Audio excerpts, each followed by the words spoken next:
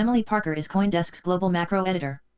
Wednesday, the Trump administration announced the Clean Network program, which is supposed to protect Americans' private information from malign actors, namely China.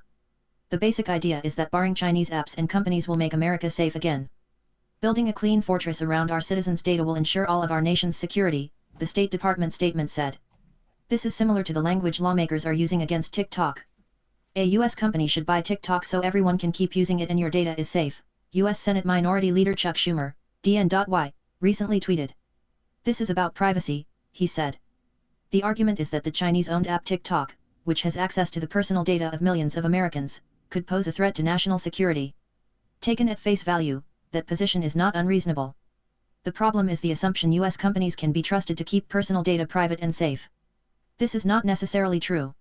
See also, Money Reimagined, China's Cold War blockchain strategy. No, this isn't whataboutism, or America does bad things, too. It's simply to say we don't even know for sure TikTok is mishandling personal data or surveilling ordinary citizens. We do know American companies are. So why aren't more people talking about this national security threat? Last week, President Donald Trump threatened to ban TikTok in the U.S., raising the bizarre specter of a world in which teenagers jump over the Great Firewall of America to use a Chinese app. Trump walked this back a bit, saying the U.S. would shut down TikTok on September 15 unless Microsoft or another very American company bought it. He also said that the U.S. government should get a cut of the sale.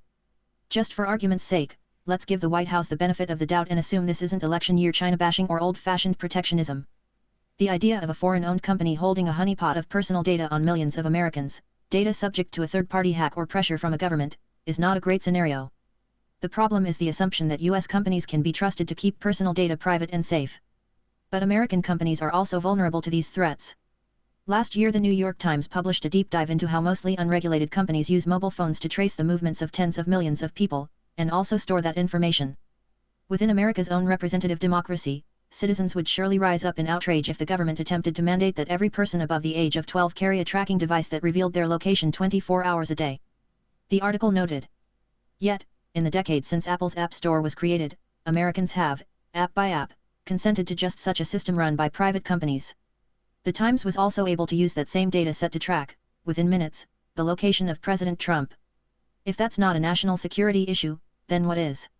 If journalists can use this kind of data to find a US president, foreign spies could probably do the same. Here we are freaking out about TikTok, when people's cell phone carriers are doing things that are frankly compromising our security in much graver ways, said Rebecca McKinnon, founding director of Ranking Digital Rights, a research program at New America. Nor is excessive data collection limited to cell phone companies. Google's data hoarding is well known.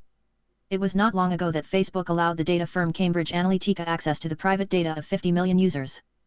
In a widely viewed TED Talk from 2017, the academic Zeynep Tawfiqzai reminded the world of just how Facebook tracks every status update, messenger conversation and login location, not to mention all the information it purchases from data brokers. Her talk concluded with the plea, we need a digital economy where our data and our attention is not for sale to the highest bidding authoritarian or demagogue. In the case of TikTok, the fear is Beijing could demand data on American users, and TikTok owner ByteDance would have no choice but to hand it over. But some of those same Americans probably wouldn't want their own government keeping tabs on them either. Yet, the data stored by US companies has facilitated precisely that situation. As the cryptologist Bruce Schneier wrote in his book, Data and Goliath, the National Security Agency didn't build a massive internet eavesdropping system from scratch. It noticed that the corporate world was already building one, and tapped into it. So many times those corporations work with the NSA willingly. Sometimes they're forced by the courts to hand over data, largely in secret. Governments, of course, are only part of the problem. Non-state hackers can also wreak considerable havoc, as evidenced by the 17-year-old in Florida who allegedly broke into some of the most prominent Twitter accounts in the world. Stories of massive data breaches are becoming all too familiar. Researchers found 2019 to be the worst year on record, with almost 8 billion records exposed. Data honeypots are dangerous, regardless of their nationality. Campaigners have proposed solutions, including breaking up the tech giants. Ranking Digital Rights recommends a federal privacy law that includes strong data minimization and purpose limitation provisions. Collection, retention, and data sharing could only happen with very explicit consent and opt-in by the user, McKinnon said. But that is not the case. We have very lax legal protections for users about what is happening to our data. See also, Lex Sokolin, China's open source development has lessons for the US. Congress's failure to pass a strong federal privacy law is a national security failure, McKinnon added. Another solution would be the popularization of decentralized social media platforms in which users control their own information. The idea is to store personal data on a distributed ledger rather than in a centralized entity like Facebook. This would, in theory, help address the honeypot problem.